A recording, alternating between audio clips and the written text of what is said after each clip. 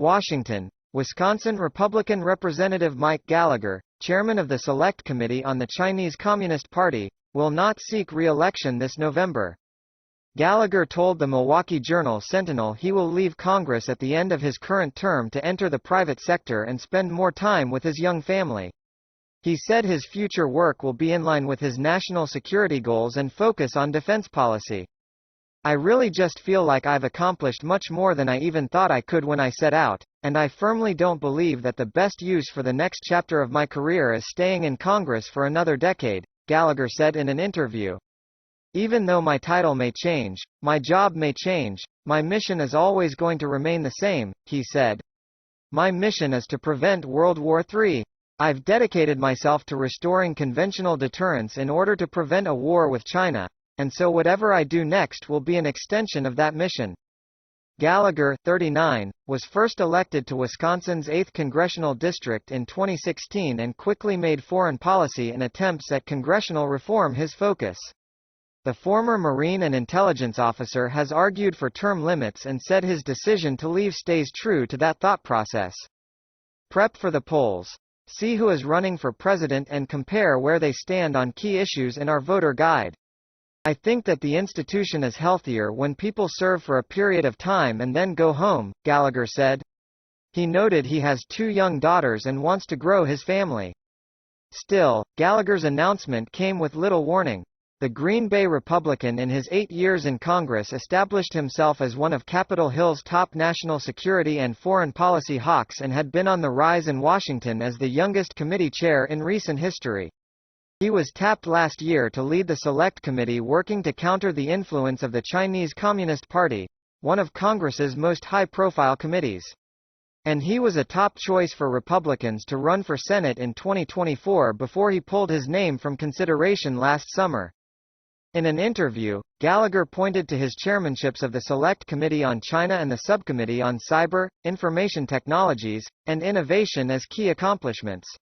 He noted the Select Committee has released 3 reports of policy recommendations on U.S. competition with the CCP and said the panel has an aggressive plan to get more of those recommendations into law during the final 10 months of the current Congress. He downplayed his departure's impact on the future of Congress's work on China, noting the Select Committee was established only for the current Congress. He said he'd have recommendations if a future speaker wanted to continue a similar committee, like empowering it with legislative jurisdiction. "We've already succeeded beyond what was imagined," he said of the Select Committee.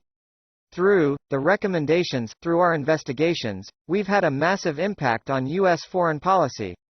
On his own work, he added, "If I didn't think I could not only maintain, but also enhance, my influence on U.S. foreign policy and the future of defense policy in particular, I wouldn't be leaving."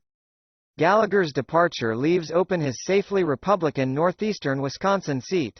Republicans have about a 16-point edge in the largely rural 8th district, and Gallagher had won each re-election handily, by no fewer than 25 points. His announcement gives Republicans just months to join the race before the state's primaries. A Trump-aligned GOP consultant living in Florida with ties to the district has indicated interest in the seat. Largely seen as a more moderate Republican in today's GOP, Gallagher has at times been at odds with his party. Notably, Gallagher called on former President Donald Trump to call off his supporters as they stormed the U.S. Capitol on January 6, 2021, and was critical of the insurrection. But he ultimately voted against impeaching Trump for his actions. He said Trump lost his support after January 6 but has remained relatively quiet on the former president since. Just this week, Gallagher drew the ire of many in the GOP when he voted against impeaching Homeland Security Secretary Alejandro Mayorkas over his handling of the southern border. The move temporarily blocked his party's impeachment effort and drew backlash from his party's right flank, including the threat of a primary challenge. But in an interview, Gallagher insisted party politics and the current Republican tumult in Congress did not play a role in his decision not to seek re-election. "I feel, honestly, like people get it, and they can accept the fact that they don't have to agree with you 100%, he said, later adding of the Mayorkas backlash, "The news cycle is so short that I just don't think that stuff lasts." He said, however, that leaving Congress means he won't have to constantly campaign. A move he says will free me to just do my job. I've beaten a lot of primary challengers and won by a greater margin than anyone in the history of the district, so I've been able to focus a lot on the job, he said.